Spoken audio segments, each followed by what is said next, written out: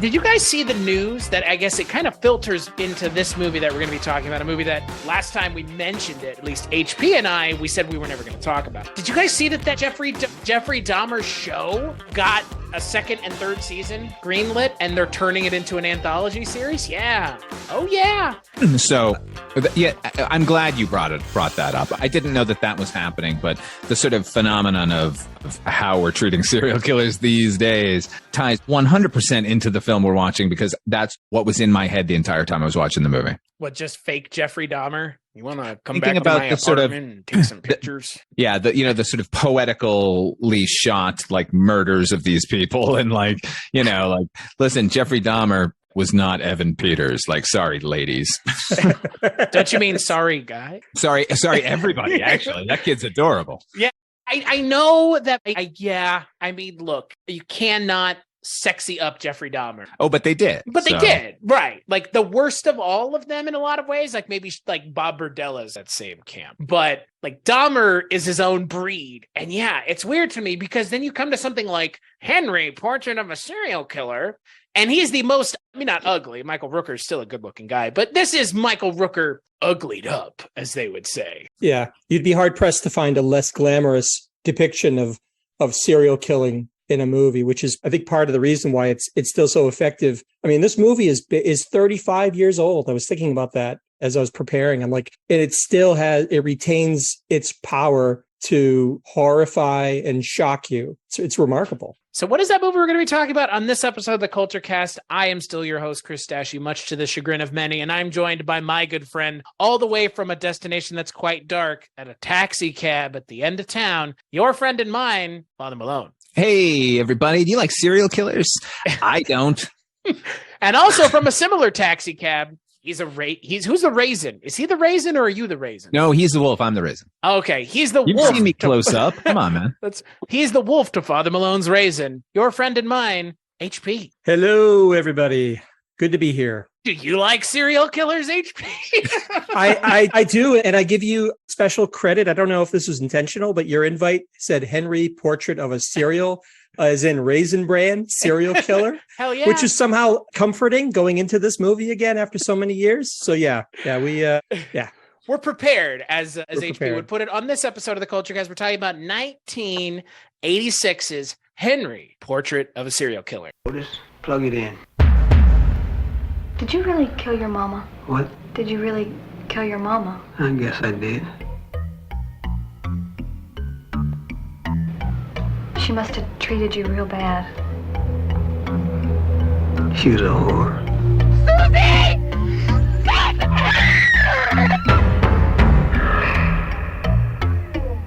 You used to dance naked? Sure, all the time around the house. Otis, Best little naked dancer you ever saw. you never.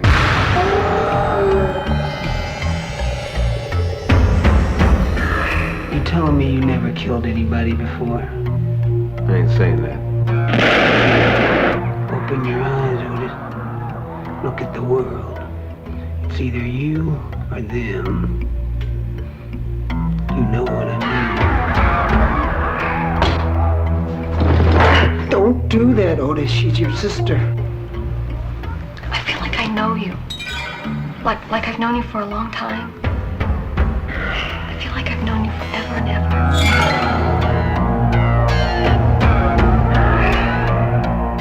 It's like the blood droppings from a deer you shot. And all they gotta do is follow those droppings, and pretty soon they're gonna find that deer. I ain't interrupting that, man.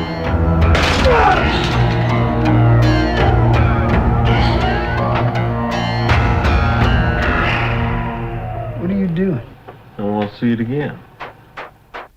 Directed by John McNaughton, written by Richard Fire, who goes by that because if his name was Dick Fire, everybody would laugh at him. Also John McNaughton, and it stars Michael Rooker, Tom Tallis, and Tracy Arnold. Michael Rooker plays the titular serial killer, who's pretty much just based off of Henry Lee Lucas, which in and of itself has hilarious metatextual ramifications, as we now know in 2022, due to something called The Confession Killer on Netflix. But Michael Rooker plays Henry, who goes on a killing spree along with his friend Otis Toole. Totally Otis Toole. I mean, again, that's who these characters are based off of, played by Tom Towless. And Tom has a sister who comes into town, played by Tracy Arnold, and she gets wrapped up into their horrifying world of murder and mayhem. So, Father Malone, you were kind of the first invitation, because HP and I had talked about this. So this was out of the blue for you. So I already kind of know where this was going to go with HP, but I got to know. This is something we've never talked about. Tell me all about your experiences with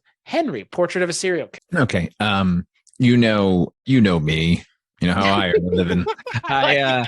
Any good story starts with, you know me.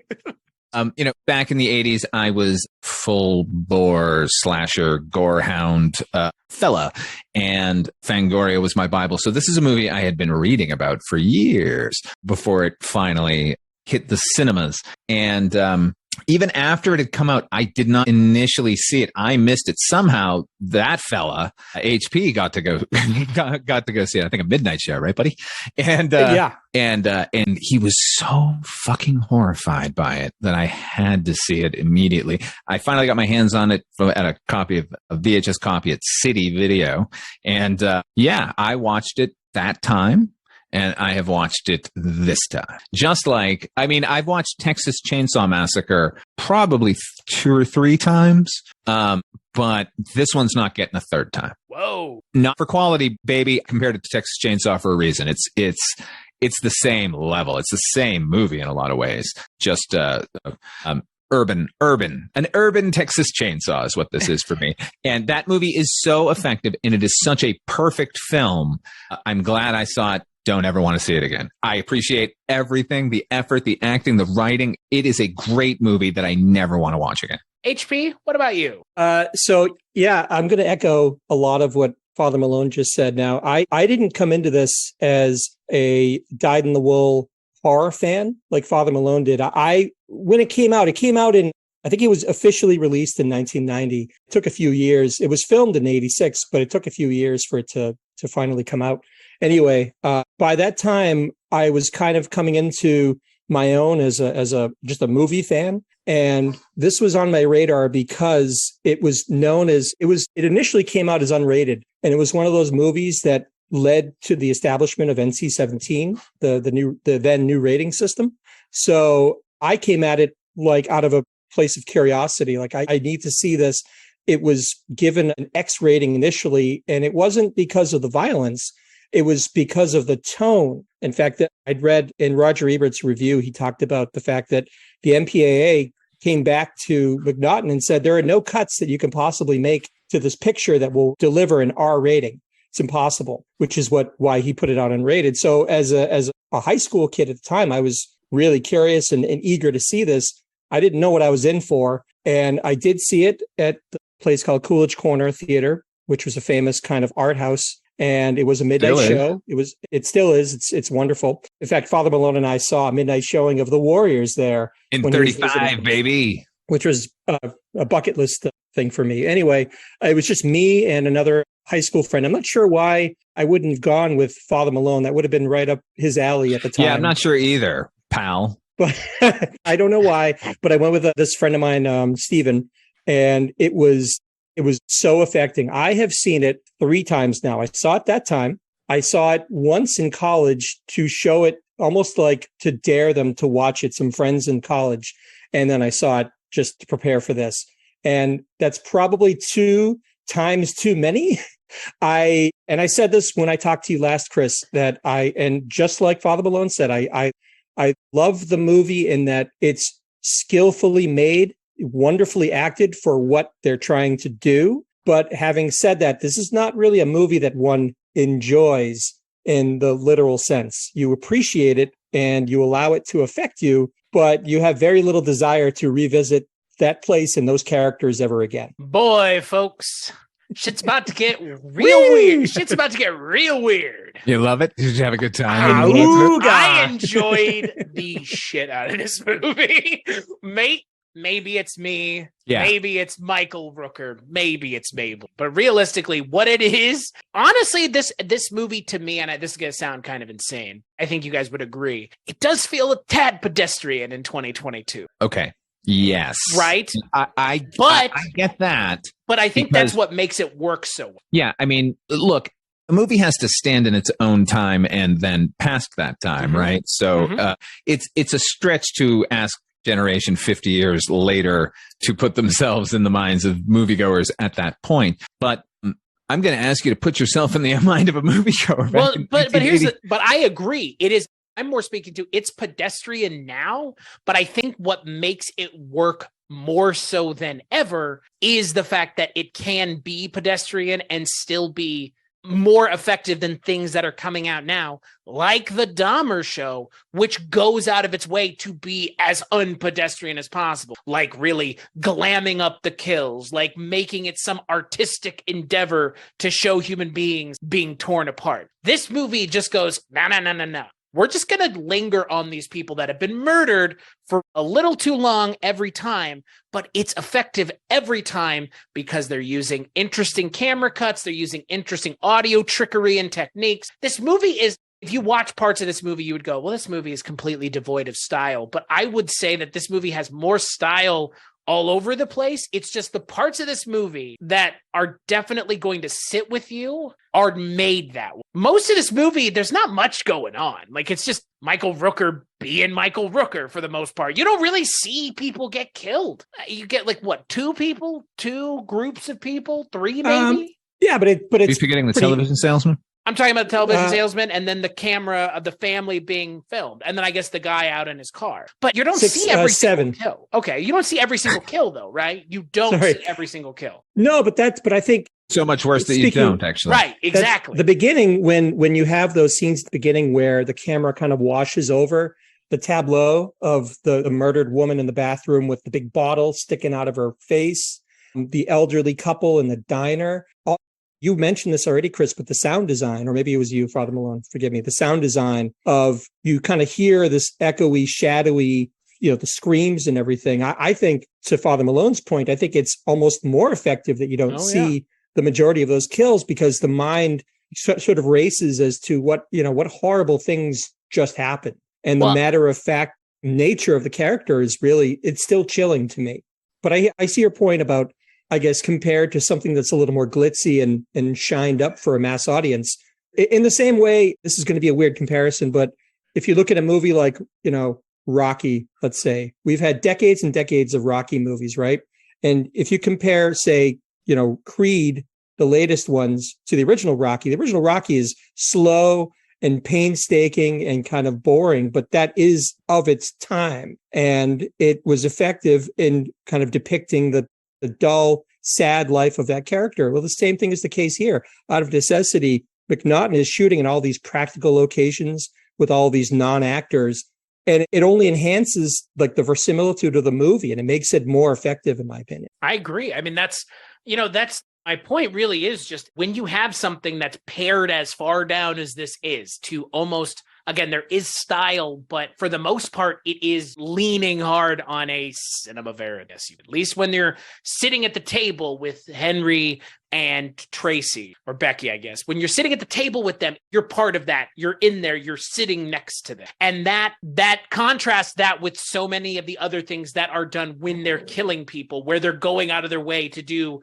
something exciting or different, like the scene where it's them watching the TV of them having murdered the family. You could have just had them breaking into the house and showing it that way, but it's much more interesting and frankly disturbing that they're watching it. But you contrast that with just them sitting around and talking. It's like 2 different movies, but they work really well together in spite of them being very stylistically different. Because the parts where it's just Michael Rooker talking, it really is just Michael Rooker talking. Like there's nothing insidious about it. Most of the time he's just talking about how shitty his life is. But then you get to the points where he's killing people. And it's like, okay, now I understand what the point of the juxtaposition is. I'm glad that I had already seen Michael Rooker in a movie called 8 Men Out before I had seen him as Henry Portrait of Circo, because if this had been my first impression of him, this would be him forever.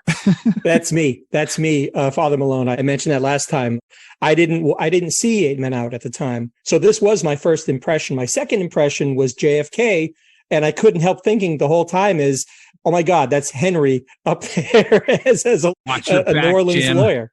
Look out, Jim Garrison. it took, in the same way that as a kid, when I saw Terrence Stamp as General Zod in Superman 2, he was scary to me as a kid because he was this, badass supervillain.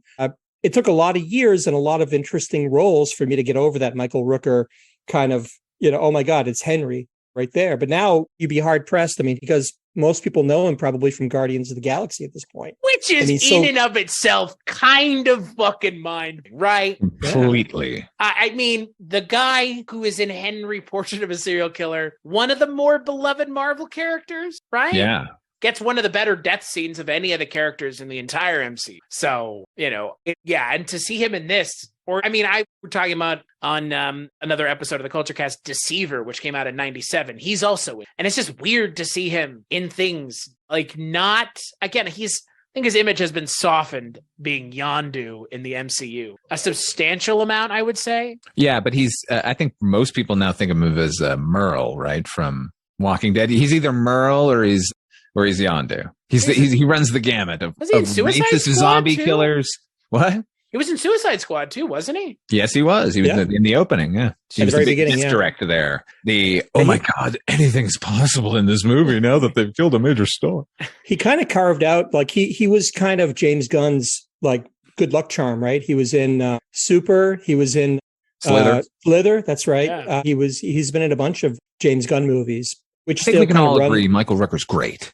Yeah. Oh, he's fantastic. But I would say I feel like he's never been better than he's been in Henry, because he's just so, I don't know, maybe it's a weird form of nostalgia on my part because it was such an impactful thing to see. But I feel like, he was just so, as good as he's been in everything else, he was a giant in this movie, I think. It's really interesting because so Father Malone, you said, put myself in the shoes of somebody in 90, right? This is Michael Rooker's first film. If I saw this, I would think he's actually a serial killer. That's how convincing he looks. Not even taking how he acts and everything else out of it. The way he looks is so convincing because Michael Rooker is a character actor. He doesn't have to look like Chris Pratt. He can look like Michael Rooker in crazy blue makeup. But when he's just Michael Rooker with hair, there's something deeply unsettling. Whatever it is, I don't know what it is. It's his brow line in his eyes. That's exactly what it is. He seems like, by the way, the sweetest guy ever. Apparently is. Got that look, and coupled with this character and the fact that he's such a good performer that he can inhabit it so well, it's like, oh man. I will say the movie would be less without him, and I think significantly less, although I do like the filmmaking on display here. I feel like nobody in 86 would have taken this role. Like, no actors are going to go and do this role. It would have to be somebody who's like, this is my first role. I have to show who I am as an actor. That's the thing. In 86, nobody's making this kind of movie. Like, this movie for all of its issues at the time, this is a very contemporary. They're still trying to make movies as successful and as horrifying as this. They're still trying. That goddamn Dahmer TV show tried. As far as I'm concerned, anything that comes after this movie that's trying to do this is just trying to rip this off, because there's nothing better than this in this style of genre, which I guess is a serial killer movie. Yeah, pretty much, but it's a fictional version of Henry Lee Lucas, as you mentioned earlier, which, as you mentioned, is hilarious because most of Henry Lee Lucas's murders were all fabricated.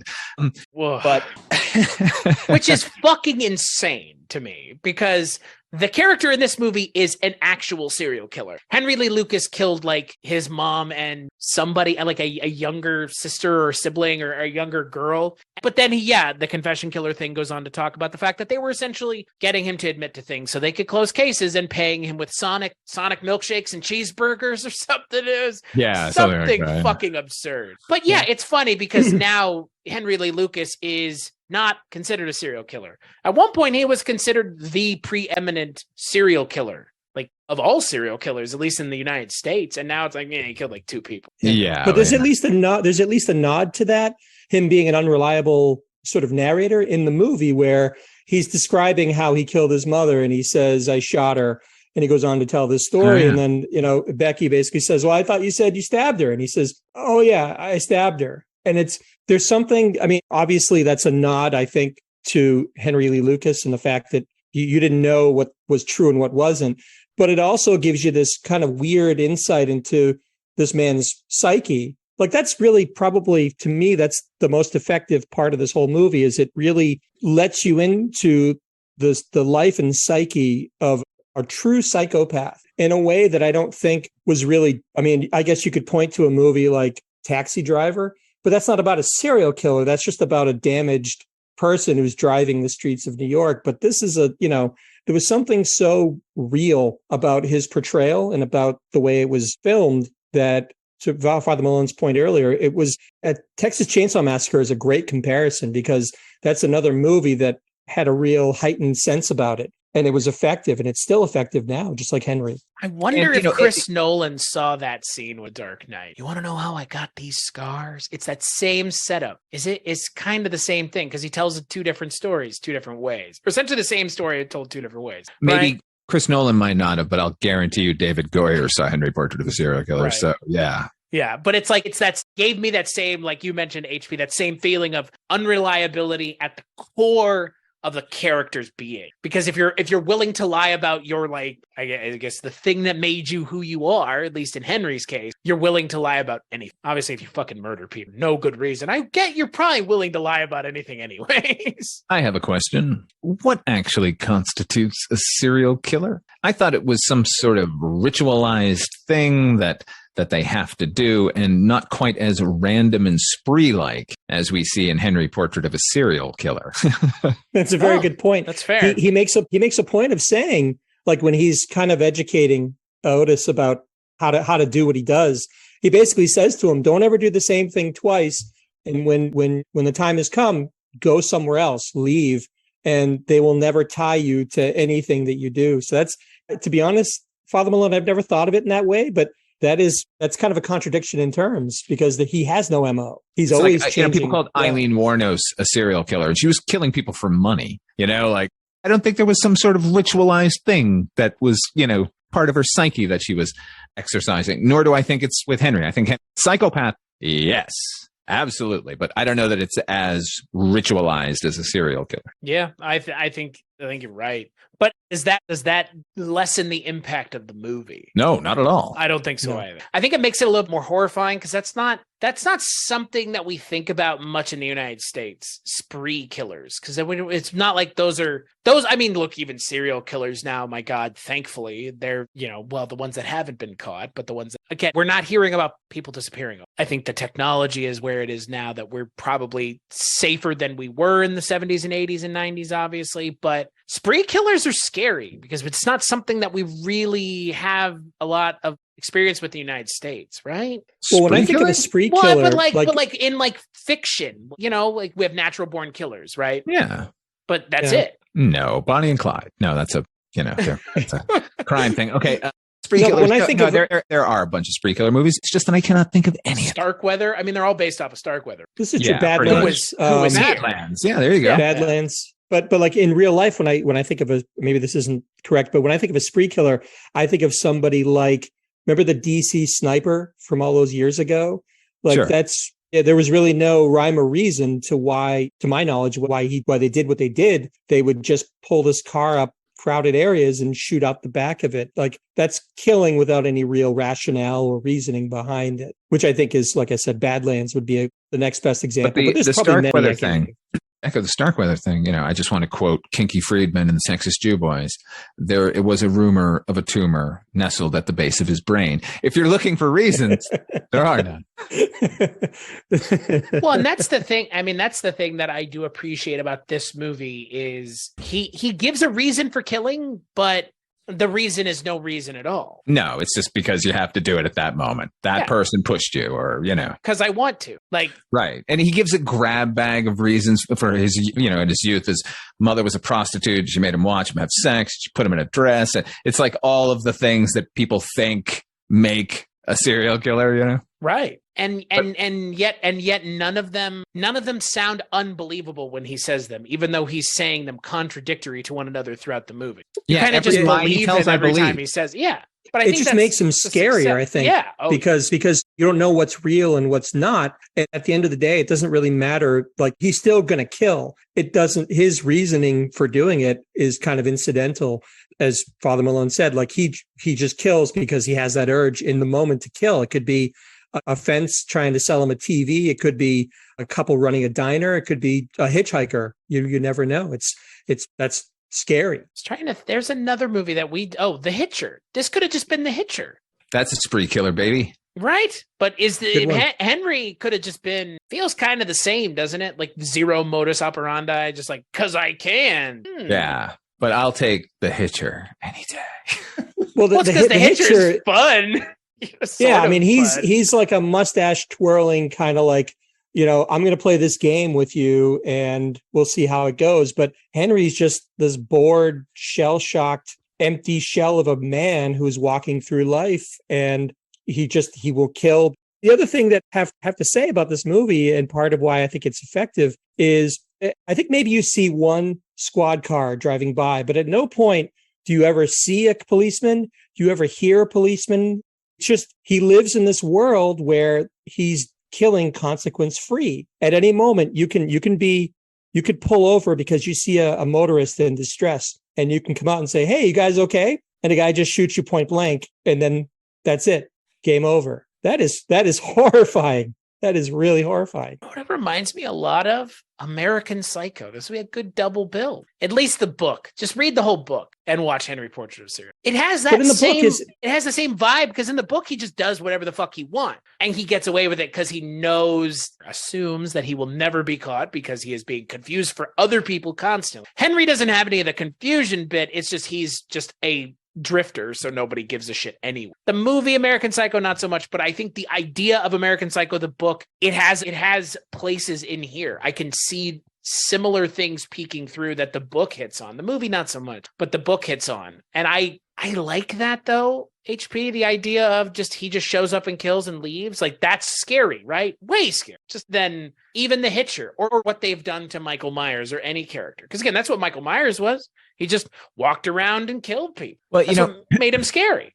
It's funny. Okay, John McNaughton was like a documentarian, right? So he had made one successful documentary, and they were planning to make another successful documentary where they had $100,000 ready for him. And that fell through, and they said, okay, and he had been pushing to make a feature, and they said, okay, you can make a horror movie. We want a horror movie. We don't care what it is. And he was like, well, I don't have enough money for aliens or monsters and shit, so I'll have to do this, and that'll be my horror movie. And he just, I don't know, he knocked it out of the park, right? Like, as far as particularly, we keep mentioning these kind of horror movies, even The Hitcher, like these are all 80s kind of horror that we were surrounded with at the time. This was unlike anything going at the time. This movie is played so straight. Like, we call it a horror movie, but like, is it? It's just like a chilling, like, slice of life, unfortunately.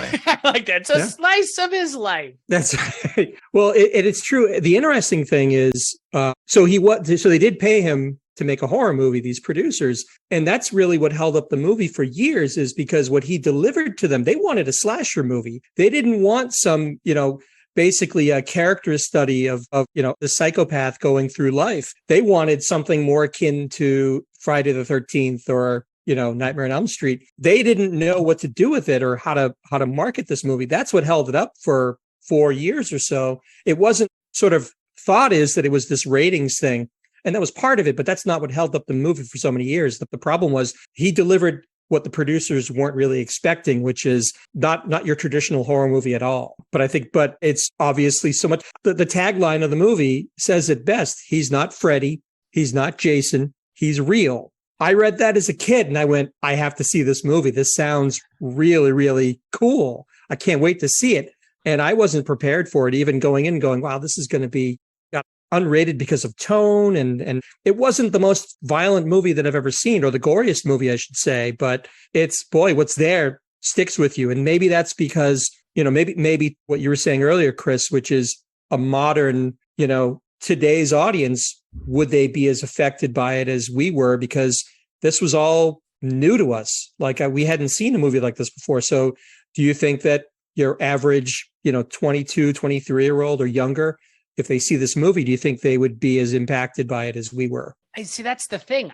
I don't know, because I would like to believe how just like Father Malone, you said, it's played straight. There's comedy, quote unquote. It's there. It's there, but levity, let's call it. Yeah, but it's not, again, it's played rather straight. So because it's played rather straight, it's very pared down. It's very cinema verite, like you just mentioned. John McNaughton is a documentarian, so he knows what he's looking for to make it seem naturalistic, to try to replicate the documentary feel. If you get the right group of people together now, they would think that this is real. They might recognize Michael Rooker and be like, what the fuck is Yondu doing in this movie? But probably not, because they're not expecting him to look like 40 years younger version of him with hair. But I don't know. I think this movie would still play for people that have not seen it before. And I think it would still upset, because I don't know. There's something about it that's timeless. The performances definitely. Chainsaw Massacre hasn't lost its appeal, No. It's like, that's even older, and that's more stylistic than this is in a lot of ways. Like there's a guy with the fucking skin mask and he's dancing around, blah, blah, blah, like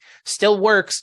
Like you mentioned, Father Malone, people still find it disturbing and off-putting. And I appreciate it for what it is. Like you said, I've seen it twice. I've seen the original one twice. Like, that's fine. Like, all right.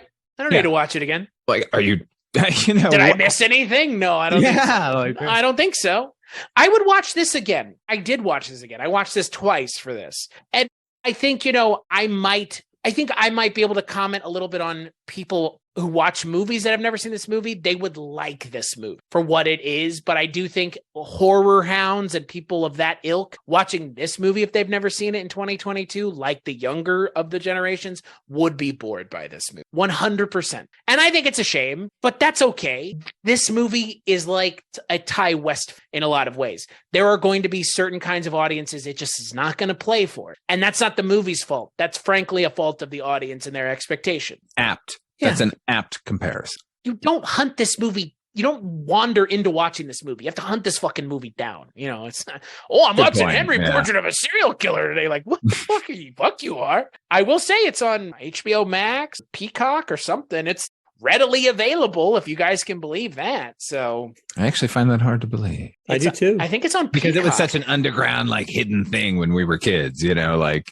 HB mentioned earlier, this was, and even me, we kept hearing about this movie, and it was outrageous, and you can't see it. Yeah, somewhere. It's on Peacock. Plain as fucking day. Yeah, they even have a little banner, a special banner for it. Yeah, man. What's the disclaimer on it? Can you read it to us? When Henry, a convicted serial killer, moves into Chicago with a fellow ex-con acquaintance, the duo embarks on a random killing spree. TVMA VSL. Also down here, more like this, Henry 2, Portrait of a Serial Killer, Fresh Hell, Dead Dudes in the House, Jack Frost, Bloodhook, Nightmare Weekend, Black Roses, and Queen, The Awakening. Wow. Huh. None of those movies it's a shame any of those movies got mentioned in the same breath as Henry. Even they don't deserve it. The sequel was terrible. I did watch the sequel many, many years ago, and I couldn't tell you much about the plot. I think he is in a new town and he gets together with somebody who is they're doing arson for money, and it was more like they felt like they just had a script kind of lying around about these bad characters. There was none of the character stuff in this. The mood setting kind of film, direction, the sound design, none of that. It was just your run of the mill, made for cable. It was awful. They should do one now with Michael Rooker. Somebody call John McNaughton and do it right now. Ooh. We're talking, this would be like a Johnny Cash, Trent Reznor type thing where you're riffing. Yes. I mean, I don't know. John McNaughton be like Logan, right? But yeah. And just call it Henry. Right. Nothing else. Yeah. Oh man, why is that shit? Good Lord. You could really plumb the depths of depravity. You could really go for it. Yeah. Mm-hmm. I guess, is that just Terrifier though? Isn't that what we're at now with horror movies? That's what this era's Terrifier, where it's pushing the envelope. It's like that movie's pushing the envelope. I mean, it's still a fucking clown. You know what I mean? It's still Freddy Krueger. It's still Jason, it's a slap. I don't disagree. That's a slasher movie. That doesn't, yes, those movies are popular the way the old slasher, 80s slasher movies were popular. Fair. And then there was Henry. So Henry 2 with Michael Rooker now could be what Henry was then.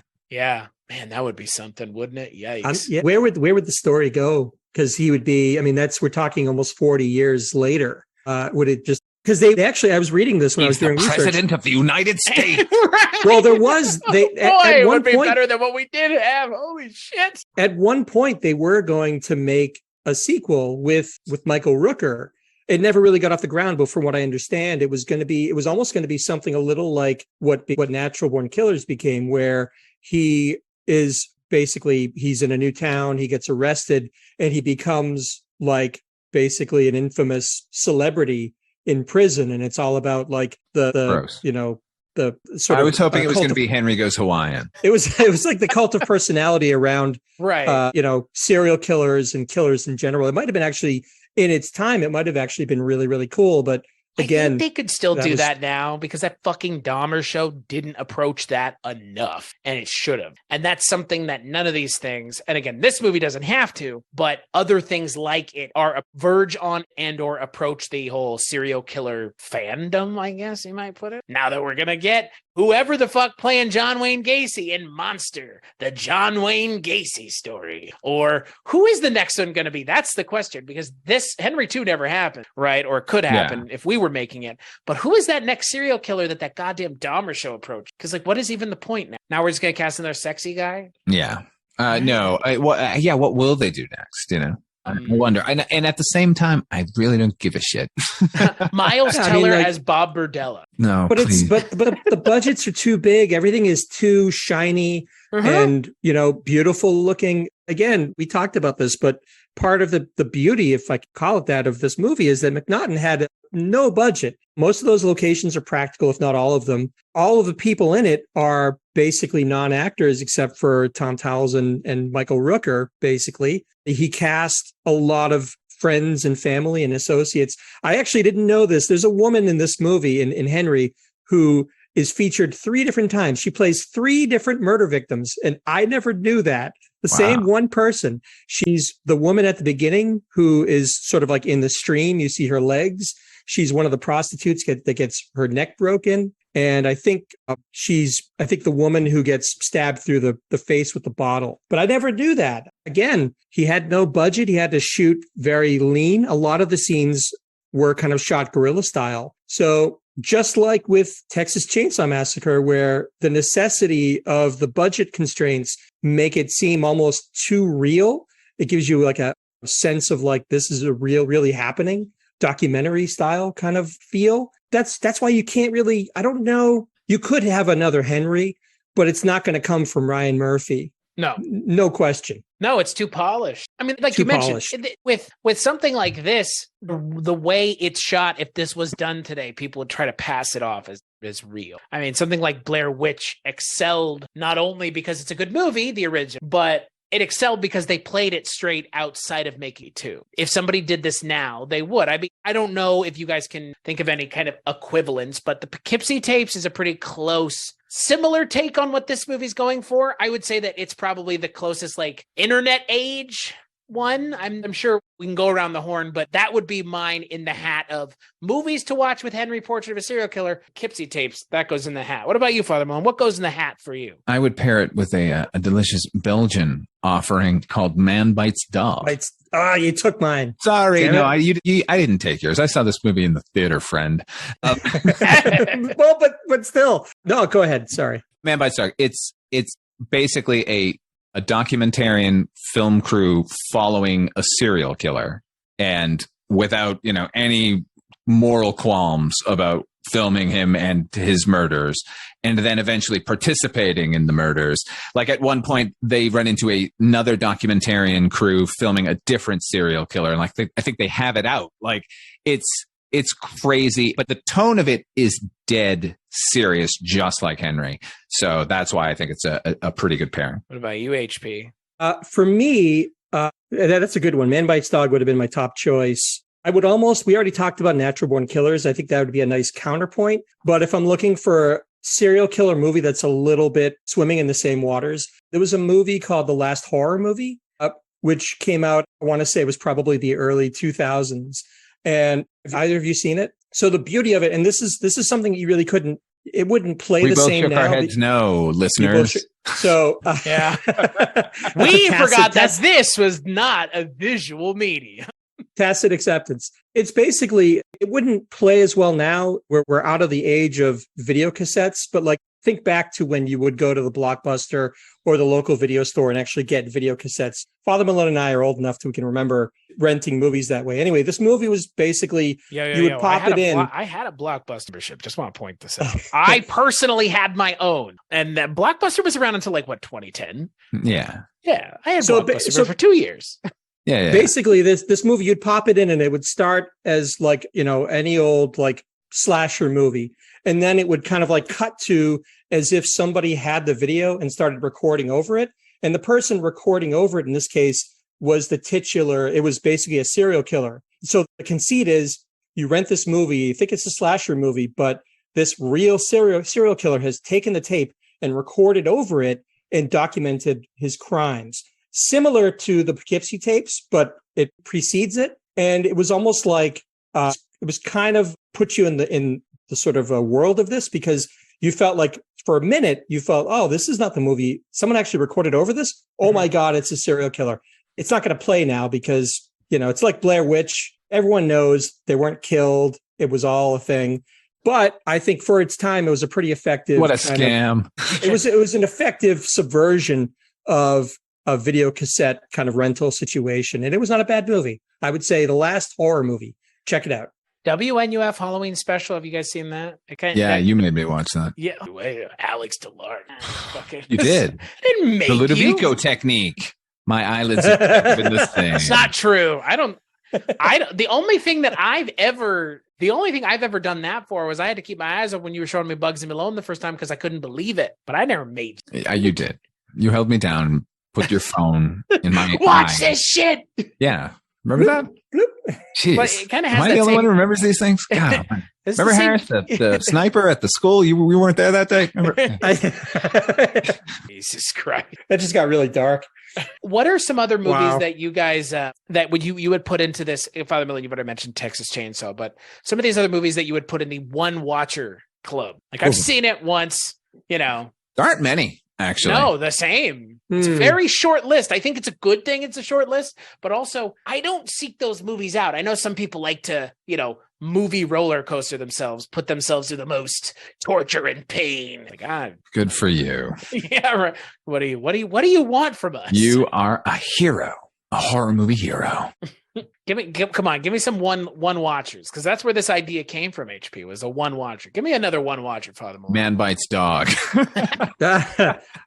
it really? Yeah. I would. I almost walked out, actually. Yeah. Oh wow. For its time, it was outrageous and kind of shocking. I would actually go on a different direction. I would say Requiem for a Dream is one that I saw it. I was happy to have seen it. I will never watch it again. Don't want to watch it. I think that's a lot of people's like one watchers, maybe even just like casual movie watchers. Requiem for a Dream is probably it's probably their kind of their big one. I don't know. I always hear people say Requiem, which I've never seen it. So We could spin it off. I would say like 12 Years a Slave sure was another okay. one. Heavy, serious dramas. Yeah, I was happy to have seen it, but there's no reason. I mean, it's just, I think anything that depicts like prolonged, unnecessary suffering of another human being, I think both of those movies play into that, I think. But yeah, for sure, those I would never want to see again. That Monica Bellucci film with Vincent Castle. Oh, Reversible, what was it called? Irreversible. Irreversible. Irreversible. Not gonna watch it, but I know that's on a lot of people's lists as well. No. Yeah. Yeah, that's another one. Don't watch that one. I don't know. I've come around on Henry. I think Henry has a lot to offer people today because I think it would be interesting. Like you asked, Father Malone, would people today be down with this movie? I think people would enjoy this movie a lot more now, given the just the fucking dearth of true crime shit that we're just constantly bombarded. I don't think Netflix has gone a week this year without a new fucking documentary coming out on Friday. of some true crime. So they had another one last week, Killer Sally, about a woman who's buff and killed guys. Like, okay, fuck, sure. I'll watch it because I got nothing better to do. Or I won't watch it because I do have something better to do. But there are plenty of people that on a Friday night will sit down and watch that, and that's what Netflix is banking on. And this would still play today. That's the reason it's on Peacock. That's the reason it's on Peacock. It's because they're getting people watching this movie that are into true crime, and this shows up on all the true crime lists of like serial killer movies because it's kind of the granddaddy, at least contemporary grand. It should be forced viewing for everyone watching these movies and TV series for entertainment. They ought to have to watch Henry Portrait of a Serial Killer beginning to end. Did quick question? They would like it though. I think they would like it. I think that's the problem. Oh no, my plan backfired. Okay. Yeah. Well, that's the problem here, man. They liked Dahmer for fuck's sake. They were into it. Well, and I think it's just part of that. I think is because over the last 10 years, I think because like true crime like is such a hot thing, the podcasts, serial, all of these things. I just think like, stories and shows about murderers. It's a weird form of escapism for your average suburban, family is, hey, let's watch, like all those CSI shows. I think that's probably part of it too. Like we're just inundated with crime and murder and serial killing all the time. And it's almost like it's a cultural phenomenon. Where's the love? One thing I want to mention before we get off the subject, I'd be remiss if I didn't mention this. Did you guys, either of you, come across in your sort of research for this the original poster art for Henry by a guy named Joe Coleman? It's pretty great. Did you guys happen to come across it? It was actually great. I know it because I remember I actually had the soundtrack to Henry in college years and years ago. I caught it was an import. And I was like, oh my God, this is crazy. Have you seen it, Mike? Or Father Malone, excuse me. That down. Sorry. It's post-production for a reason. Yeah. I know I have, but don't have it in front of me. So I don't have any recollection of it. Because it kind of spun me into a semi-obsession with the artist at the time. So the iconic image on most of the movie posters is the scene where Henry's kind of looking into the bathroom mirror and he's unscrutable. You don't really know what's, going on in his sort of mind. But the artwork by Joe Coleman takes that image, but in his own inimitable style. And when I say inimitable, I mean inimitable fucking style. This guy there's no one like him. It basically depicts like what's going on in his damaged psyche on the mirror. On one side, there's, one of the prostitutes with her eye shot out or something. There's one of the family members from the videotape scene who's being killed. His mother is depicted at the bottom with, I think she has like three boobs, and scrawled all over it are lines from the movie. And I got to say, like, it kind of draws you into the mentality and the vibe of this movie in such a weird, unsettling way. You should check it out if you haven't come across it, Father Malone. I was reminded that right now it looks like a Hindi version of the Henry Portrait of a Serial Killer poster. It looks like if they commissioned John Wayne Gacy did. You know what I mean? Yeah. Well, and that's like Joe Coleman, that was part of like, and I have a few of his books kind of packed away because I bought all this up at the time. He was kind of an outsider artist, and he would draw in the style. He would do he had a famous picture of Albert Fish, the guy, the infamous cannibal. He would do pictures of Jesus Christ with these weird, things happening and words scrawled all over the place. And his works look like they're adorning House of Blues near you. Well, I guess, at the time they were shocking. I think, again, this is a situation where maybe time has dulled its impact somewhat, but there was something about, not that this artwork was well known, because I believe it was actually banned because of just the tone of it at the time, but it's almost like McNaughton just couldn't help finding the perfect people to work on this project, the perfect actors / non-actors, the perfect, soundtrack people, and the perfect guy to do the artwork for this movie. It's everything about this movie is unsettling, including this artwork. And like I said, I'd be remiss if I didn't mention it because it's so incredible, I think. We kind of haven't mentioned Tom Towles a whole lot, but he's undoubtedly like sicker than Michael Rooker is in this movie? Obviously, I mean, he's painted a lot sicker. Well, and more- he has to be because Henry does what he does because he has to. Otis is doing these things because he just feels like doing it, and because he likes it. and he's peer pressured by Henry. sure, yeah, Sure. right. Well, Sure, and it's- Twist Otis. my arm. Sure. but it's also, it's not even implied. I mean, it's shown that let's go through some of the awful things he does outside of what he does with Henry. He tries to molest a high school kid who's selling him weed. He ends up we're pretty sure he's tried to molest his sister at least once, but we see him caught in the act of molesting his sister, which is when the sort of climax of the movie.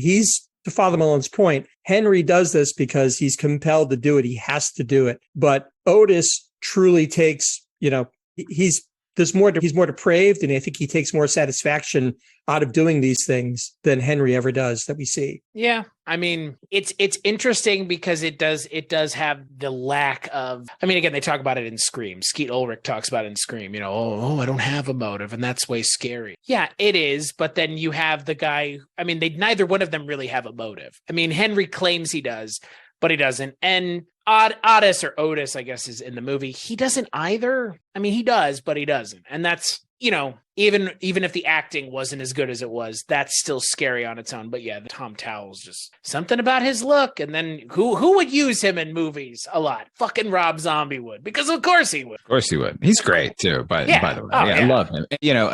I saw not this first, like with Michael Rooker. It wasn't. I saw Tom Towles in the Night of the Living Dead remake that Tom Savini did in 1990. Yeah. Oh yeah. You go be boss down there. I'll be boss up here. Yeah, and he's great in that. So, but that was another case where I saw him in Henry first, and then I saw him later in Living Dead remake, and all I kept thinking was, "There's the creep from Henry. Get out of that basement. He's a creep. Did you see what he did?" So yeah. Harris just screaming and screaming. No, haven't you seen what isn't the zombies, you fool?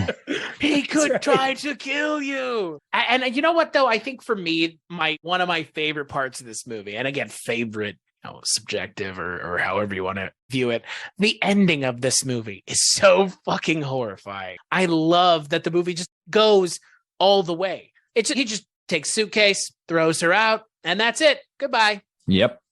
Like, on to the next scenario. Yep. Yeah. There's no redemption at all. I mean, you feel like there's a moment where she admits, or she confesses her love to him, and I think he says something like, "Well, yeah, I guess I love you too." And then you see that bloodied suitcase on the side of the road, and you go, "No one's getting out of this alive. That's it. There's no hope." And that's, I think, ultimately, I think that's why people at the time were really. You couldn't, in a movie like this, you couldn't have the bad guy kind of get away with it, right?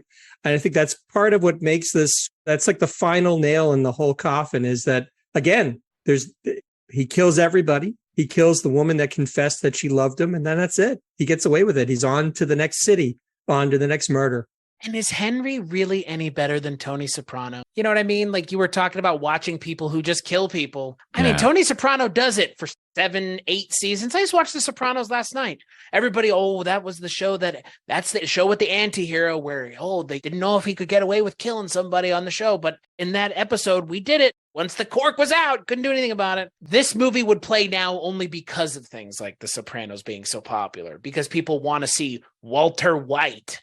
We need the anti-heroes. Yeah, Henry is not an anti-hero, but at least you look, it's all justification on my part, but the Walter Whites and the Don Drapers and all the horrible white men I'm mentioning, they they all basically do the same thing, right? They're just killing for what they want. Tony Soprano kills how many people in the show? Probably more than Henry kills in the movie. No. Tony Soprano kills a fair amount of people, doesn't he? 2 people. 2. Kills Christopher. And I'm managed. No, but they were all like the Walter Whites of the world are acting out of their own sense of what's right and justice. Isn't and Henry? It all revolves around them. But again, that's the horror of Henry, is that there's no right. He's not doing it because he thinks he's a righteous, person. He's just doing it because that's what he does. Don't stay out of his way. I'm not sure that any of these other characters are really dictated by what they. I mean, that's the whole Tony Soprano arc is I can't change because I don't want to. Because I don't fucking want to. I mean, that's. But I think I don't know. I think if Tony is just not shown murdering an entire family and watching as somebody molest their corpse. That might be the difference. No, but I think if you sat down Tony Soprano or Walter White and said to them, like, why do you do this? I think Tony would say something about how it's about his family and he's protecting the family and da-da-da. Walter White would give some sort of similar thing, like he's trying to create a life for his family because he's sick. But I have the sense that if you sat down Henry and you said, Henry, why do you do all these awful things? He would probably just kind of shrug and say, I don't know. Like, I'm not even sure he even knows why he does it. I just think he's like this, almost like an elemental force of chaos that kind of sweeps in and kills everything in his path if he wants to. He may not want to. He may want to go through life as an exterminator or whatever he's doing. But I don't think even he understands why he does what he does. He might think he does, but I don't think he really knows. Find it funny the movie kind of called it shot on BTK accidentally. It's like, oh, an exterminator, huh? Because Henry is kind of funny. I know that's completely unintentional because BTK isn't caught for another like 16. Right. Yeah, it was just interesting. Like, I don't think anyone had ever made that connection either, that he was like in people's houses doing their ADT thing at the time. But it was just funny because like they show him as an exterminator. I was like, that's an interesting random connection, given that this is like, yes, it is Henry Lee Lucas, but there's also Ted Bundy and shit in here and other things. So, oof, boy, what a positive and uplifting film. Whimsical. True. I'm Mary Poppins, y'all. Can you believe it's the same act? You kind of have to watch that performance after this performance just to cleanse yourself. Yeah. I bleach. You really need a shower after watching this movie. It's just so at least grimy. Yeah. At least. Yeah, Jesus Christ. Father Malone, final thoughts on Henry, Portrait of a Serial. John McNaughton is a fantastic filmmaker. All the actors are spectacular. It is beautifully shot. The score is great. If you watch the movie, I don't encourage you to, but if you must watch it with headphones so you can hear some of that sound design, because it's fucking great.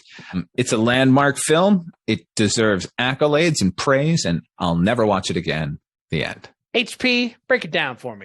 Second everything that Father Malone said. I think it's hard not to go into hyperbole, but I do really believe that there was kind of before Henry and after Henry, because this was really, like I said, the first movie to kind of try to let you in on the mind of a serial killer and how sort of drab and unremarkable everything is. Everything just works in the movie's favor. The low budget, the naturalistic acting, the incredible sound design, which I think isn't given much credit. Again, echoing Father Malone's point. And I think everything that, things like Dahmer and Poughkeepsie Tapes and all these other movies, I think they do, whether they'll admit it or not, they owe a debt to Henry, I think. And it's a shame that maybe Henry isn't better known as a pioneer of that kind of storytelling, but I think it deserves its place in the pantheon. Yeah, I agree. A long time ago for a little website called Culture Shocked, it was one of the first reviews I read the website. Many moons, over 8. And I remember my review went something like this. Henry Portrait of a Serial. Fuck this movie. I'm not watching it. Because that was the visceral reaction it gave me. A visceral reaction. It gave both of y'all. I mean, this was a review that I was writing within an hour or two of watching it. So I was very put off by it. Understandably so. Both of y'all saying you'll never watch it again. And I understand why. I think I've come around a lot on it. And again, I think it's a weird mix of a lot of things. I don't think I would have come around on it if I didn't watch as much true crime stuff as I do now, consume true crime stuff the way that I do now, consume true crime stuff the way that society provides for us to consume true crime now. Because nobody was doing fictionalized Dahmer in early 2000s. I mean, yeah, we got a Jeremy Renner Dahmer movie, we got a Gacy Dahmer movie, but they're not doing these in-depth looks. Those were just, retellings of what they were up. This is like Dahmer. Dahmer is taking the best parts of this and glamming it up with Evan Peters, which is fine. Whatever. Cool. This is better. This is better because this is an hour and a half. This is better because, this isn't a real person, thank God.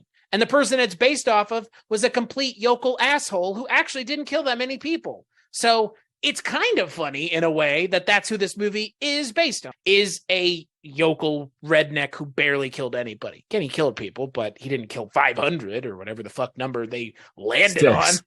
600? Oh, sorry. Yeah. 600 people. Right. You know, I'd like to point out for 2 years, I worked at an attraction that had a room filled with serial killer memorabilia. And I would have to do a speech and then let the visitors walk amongst the murderabilia objects. And I had to stand in a corner and like right up against my left shoulder was a CAT scan of Henry Lee Lucas's brain. So I looked at Henry Lee Lucas's brain at least, I don't know, 18 times a week. Wow. But, ultimately, it turns out he's not the serial killer that everybody thought he was. No, but he was a very, very troubled man. Sure. His brain certainly did not look good. Shocking. But then you come to something like this, where it's a fake serial killer based on a real person committing fake murders in a very real looking way. And you know what? The reason you guys don't want to watch it again is because of the successes that John McNaughton and Michael Rooker and Tom Towles and Tracy Arnold are able to convey on screen. And yeah, it's successful to the detriment of the film for people who want to rewatch it, but to the success of the people who watch it and are put off by it, but can't help but watch it again. And that audience, though, both of those audiences exist at the same time. So until the next time we do an episode, maybe the three of us, maybe just one of us, maybe just, will not be me by myself. Who wants to listen to that? Where can people find you, Father Malone? Check me out over at Weirding Way Media. A lot of my podcasts are over there, or go to fathermalone.com. That's a link tree to all the other crazy nonsense I do, like my YouTube channel. And, I do a podcast called Dark Destinations, which is a half-hour radio drama I write and produce. Check all those things out. What about you, HP? Where can people find you if they were looking? Same thing, Weirding Way Media.